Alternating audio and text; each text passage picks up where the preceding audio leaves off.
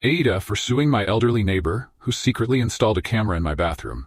I could use some perspective because I'm still reeling. So here's what happened. I, 32F, have known my neighbors, let's call them John, 75M, and Nancy, 73F, for years. They've always been the kindest, most caring couple. Like family to me, honestly. They don't have close family nearby, so when they asked for a spare key just in case of emergencies, I didn't think twice about giving them one. Then, just yesterday while I was deep cleaning my bathroom, I stumbled across something strange. A tiny device tucked away behind the vent.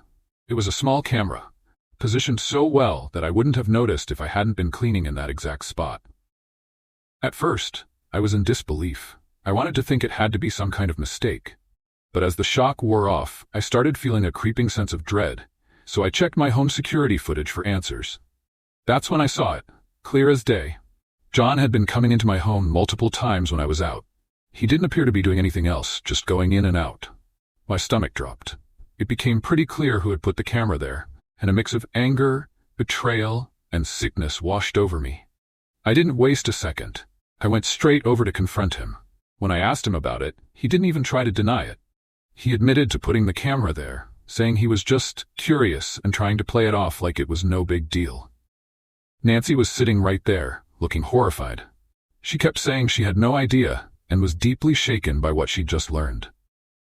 She even mentioned that she didn't know if she could stay with him, and from the look on her face, I could tell she was heartbroken.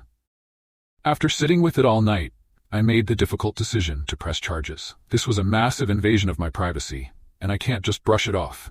But now my family and some friends are weighing in, saying I might be overreacting, that suing him could destroy his life and end his marriage, especially since Nancy is suffering so much from all this. I'm conflicted. I genuinely feel for Nancy. She's done nothing wrong, and I know how much this is hurting her. But John's actions were beyond wrong.